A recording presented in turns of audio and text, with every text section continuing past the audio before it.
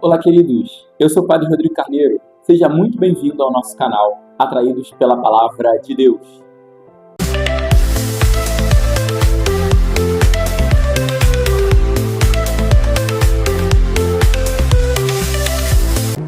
Pera aí só um minutinho, não passa ainda esse pedaço do vídeo. Eu queria dizer para você, se você ainda não é inscrito no nosso canal, faça a sua inscrição para você poder receber todo o nosso conteúdo. De maneira especial, ainda ativa o sininho, porque aí vai chegar a notificação sempre que a gente postar, para você ficar assim, será que já postou? Será que... Então, você vai saber quando a gente postar. E também, depois que você terminar de assistir esse vídeo, se você gostou do conteúdo, deixa a sua curtida, porque nos ajuda muito na nossa evangelização.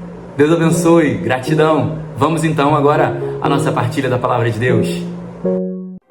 Então, nós estamos começando a melhor semana das nossas vidas, hoje, segunda-feira da Semana Santa.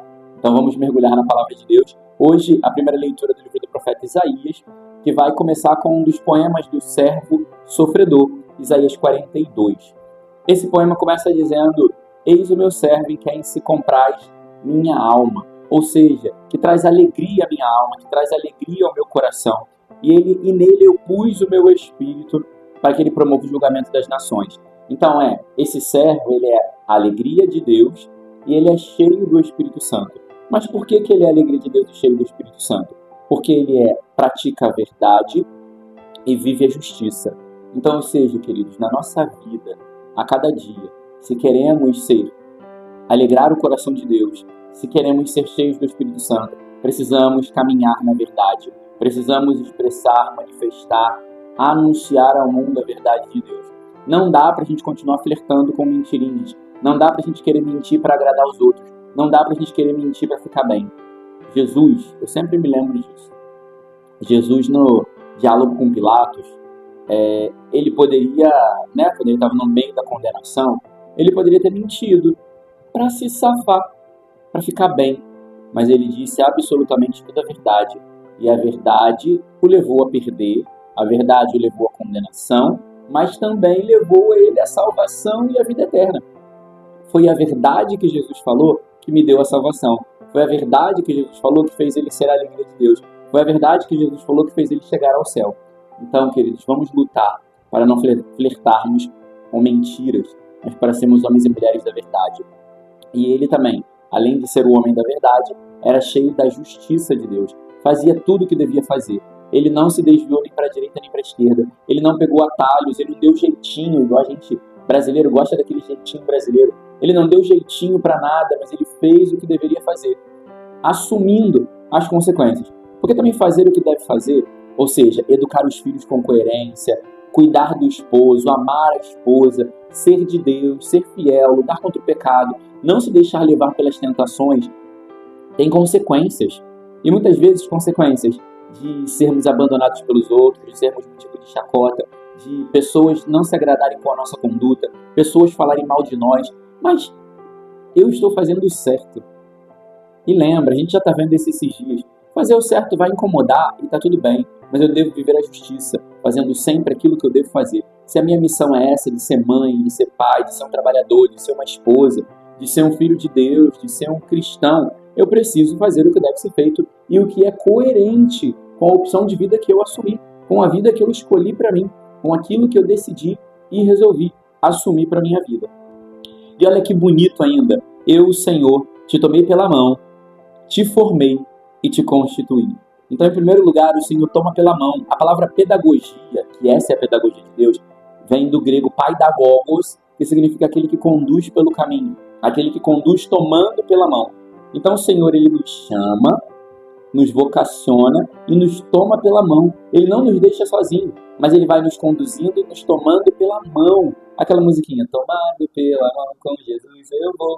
Ele nos toma pela mão para nos conduzir segundo a sua vontade, para nos conduzir segundo os seus desígnios. Vai dizer também, eu te formei, ou seja, ele nos ensina nesse caminho, através das dificuldades, através de pulando e transcendendo obstáculos, ele vai nos formando através da sua graça, da alegria das conquistas. Deus vai nos formando, Deus vai nos educando, Deus vai nos conduzindo. E por fim, vai dizer e te constituir. Constituir é consagrar, é enviar. Eu te fiz isso. Então eu te fiz isso, consagrei você para enviar. Então todos nós, eu e você, fomos chamados por Deus, vocacionados para uma missão e fomos também ensinados e constituídos para seguirmos o Senhor na missão que Ele escolheu para cada um de nós. No Evangelho, nós vamos ver que Jesus está indo a Betânia. Então, ao ir à cidade de Betânia, Betânia significa a casa dos pobres. Bet, né, esse prefixo significa casa, e Ania vem de Anauim, que são os pobres. Então, é a casa dos pobres. E lá, junto com os pobres, Jesus tem os seus amigos. Então, na casa dos pobres, ele se encontra com os seus amigos. Ele faz dos pobres aqueles que nada têm, aqueles que vivem sem muita coisa, sem muito recurso, não tem ao que se apegar. Esses são os amigos de Deus. Então, como eu vou ser amigo de Deus? Me desapegando das coisas. Quanto mais eu me desapego, mais eu me torno amigo de Deus. Também nós vamos ver que Maria vai ungir, né, a unção de Betânia. Ela vai ungir os pés de Jesus, vai lavar os pés dele com as lágrimas, vai enxugar com os cabelos e ungir com perfume. Isso é um gesto de gratidão daquela mulher, porque era costume, quando alguém chegava na casa uma visita chegava na casa, lavar os pés da visita. E ela lava os pés, oferecendo a ele, apesar da pobreza. Então você imagina, ela era pobre e tinha esse perfume caríssimo de nardo. E ela deu tudo que ela tinha para Jesus. Ou seja, ela pegou, o que eu posso oferecer para Jesus? Para Jesus é sempre o meu melhor. Então ela pegou o melhor perfume, o mais caro, e gastou com Jesus. Aquilo que nós temos de mais caro e de mais precioso deve ser gasto com Jesus. Não devemos guardar, não devemos estar apegados, mas devemos abrir mão do melhor que temos. O que eu tenho de melhor é a minha vida, então eu vou gastar minha vida por Jesus. O que eu tenho de melhor é a minha capacidade de falar, é a minha inteligência, é o meu dom, é o meu sorriso, é o meu jeito de ser. Eu vou oferecer o melhor que eu tenho e colocar aos pés de Jesus para que Ele possa fazer o melhor. Porque quando eu coloco o que eu tenho aos pés de Jesus, Ele potencializa aquilo que eu tenho. Por isso que vai dizer que aquele cheiro do perfume invadiu toda a sala. Ou seja, tomou uma grande proporção. Então, quando eu derramo a minha vida, quando eu entrego o que eu tenho aos pés de Jesus, toma uma grande proporção que outras pessoas vão sendo alcançadas. Outros lugares vão sendo alcançados também pela minha entrega, pela minha oferta, pela minha doação. Nós vamos ver também que esse evangelho vai dizer que Judas, ele vai afirmar que aquele perfume deveria ter sido vendido para que pudesse... e o dinheiro deveria ser dado aos pobres. E aí, olha que interessante, ele já estava na casa dos pobres. Aquelas pessoas já eram pobres. Então, olha que interessante. Naquele lugar, naquele ambiente já da pobreza, Judas estava querendo enrolar aquele povo, porque na verdade o verdadeiro pobre ali era Judas. Porque a verdadeira pobreza era dele que queria roubar. A verdadeira pobreza era ele que queria retirar dos pobres ao invés de dar. Porque Maria deu o que tinha e Judas queria afanar, queria roubar, queria se apropriar. A verdadeira pobreza é essa, querer se apropriar daquilo que é do outro. A verdadeira pobreza é a ganância. A verdadeira pobreza é a inveja e a cobiça, é querer acumular. Essa é a verdadeira pobreza. É quando eu quero acumular coisas, quando eu quero tomar posse daquilo que é do outro, quando eu quero tudo para mim mesmo e não tenho a capacidade de dar.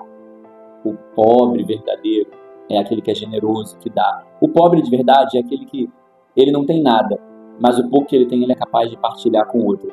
Se ele tem uma marmita só para comer e uma pessoa do lado, ele divide. Porque o pobre é generoso, é esse coração aberto, que não quer nada para si, não sabe que nada é dele, então ele partilha, ele divide com os outros. Ainda no Evangelho vai dizer que Jesus olha para aquela unção de Betânia e diz que Maria estava preparando ele para a sepultura, porque ele já começa a dar o spoiler, né? Que ele vai morrer, que ele vai, né, ser sepultado em breve, porque faltam só 6 dias para a Páscoa, então será em breve essa unção. E ainda nós vamos ver que muita gente foi até lá em Betânia para ver Jesus e para ver Lázaro, que tinha ressuscitado, e estavam acreditando.